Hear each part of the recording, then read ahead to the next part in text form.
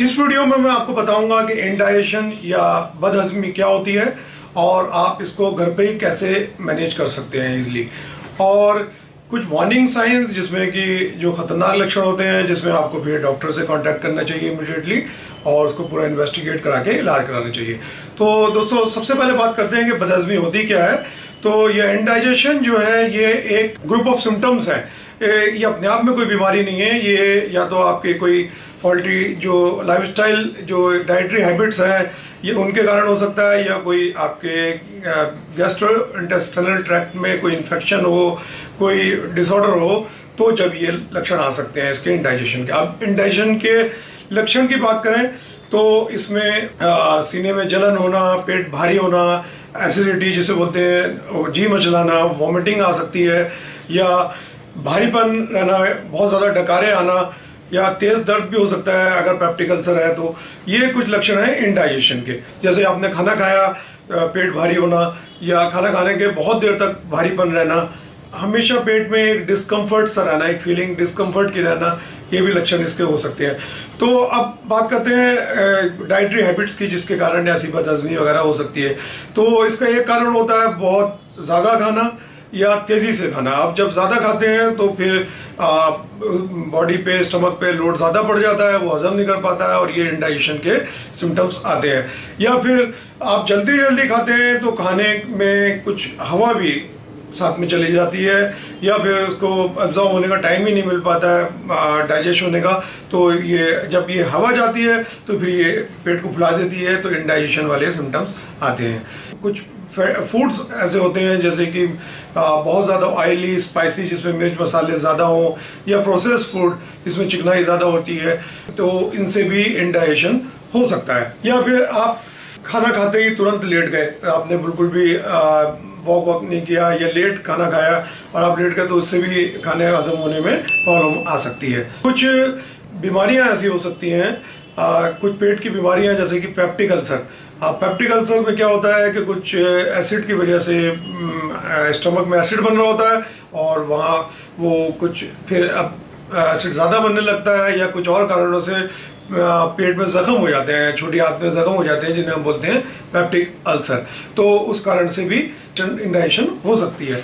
एक बीमारी होती है गैस्ट्रोइसोफेजियल रिफ्लक्स डिजीज। इसमें जो एसिड जो है जो हमारी फूड फाइबर में आने लगता है खाना खाने के बाद, तो इसमें जब ये एसिड आता है, खट्टा खट्टा पानी आता है, तो ये सब जगह पे जलन कर देता है।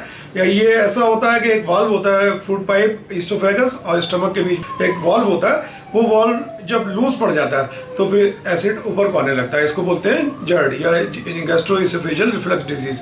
तो इससे भी इंडाइजेशन होता है। गॉल ब्लैडर या बाइल की किसी बीमारी में जब भी इंडाइजेशन हो सकता है। एक इन्फेक्शन होता है एच पाइलोरी का, हेलिकोबैक्टर पाइलोरी, इसको एच पाइलोरी बोलते हैं, इससे भी इंडाइजेशन होता है या पेप्टिक अल्सर होते हैं। सीरियस लक्षण कौन कौन से होते हैं इसके? तो इसमें यह है कि बहुत ज़्यादा वॉमिटिंग हो रही है, या आपसे खाना निगलने में तकलीफ हो रही है, या आपका वेट लॉस हो रहा है, बहुत ज़्यादा वजन कम हो गया है, या आपका जो मोशन है, स्टूल है, वो काला आ रहा है। ये इंडिकेट करता है कि उसमें लैट्रिन में ब्लड आ रहा है। तो उसके लिए फिर आपको अपने डॉक्टर से मिलना होता है। अब डॉक्टर कुछ इन्वेस्टिगेशन करते हैं, उसमें ब्लड टेस्ट, स्टूल टेस्ट या एंडोस्कोपी भी कर सकते हैं, ये देखने के लिए जख्म कितने हैं, कहाँ पर हैं, और उसके अकॉर्डिंगली फिर इसका इलाज होता है। तो ट्रीटमेंट में अगर आप कुछ हैबिट्स को इम्प्रूव करते हैं तो सबसे पहले तो आपको छोटी मील्स लेनी चाहिए। एक बार ज़्यादा ना खा के छोटी मील्स आप लें तो डाइजेस्ट होने का टाइम मिल जाएगा खाने को। और दूसरा ये है कि आपको जल्दी जल्दी खाना नहीं खाना है, रिलैक्स होकर खाना खाना है, अच्छी तरह चबा चबा के खाना है, सो दैट वो डाइजेस्ट हो जाए। लेट नाइट खाना नहीं खाना है। कुछ फूड जैसे कि आप चाय, कॉफ़ी, अल्कोहल ड्रिंकिंग, अल्कोहल से, स्मोकिंग से, ये बहुत ज़्यादा कॉफ़ी, इससे आपको बचना है। ये भी इंडाइजेशन करती है। ये जो वाल्व मैंने बताया था, इससे इसको लूज़ कर देते हैं, फिर एसिड ऊपर आ जाता है। ठीक है, तो इन ऐसी फूड आइटम से भी आपको बचना है। मिर्च मसाले, तली वाली चीज़ें ज़्यादा नहीं खानी है।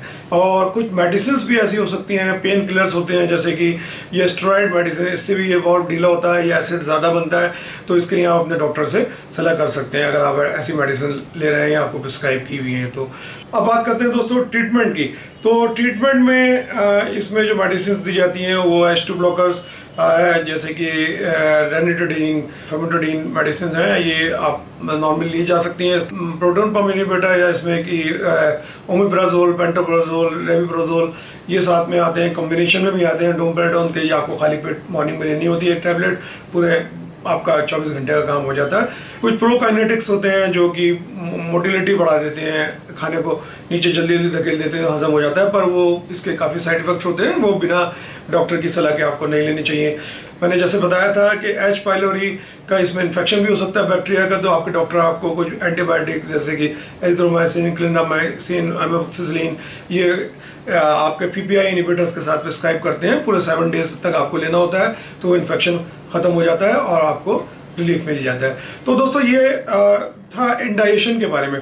आई होप कि ये एक छोटा सा टॉपिक आपकी समझ में आया होगा और आप इंडाइजेशन या बदहजमी आप इजीली अपने घर पर ही मैनेज कर सकते हैं। और आपको मैंने वार्निंग साइन भी बता दिए कि ये कब सीरियस हो जाता है, तो आपको अपने डॉक्टर से मिलकर इसका प्रॉपर ट्रीटमेंट लेना चाहिए। दोस्तों खुश रहिए, औरों को भी खुश रखिए। जय हिंद दोस्तों।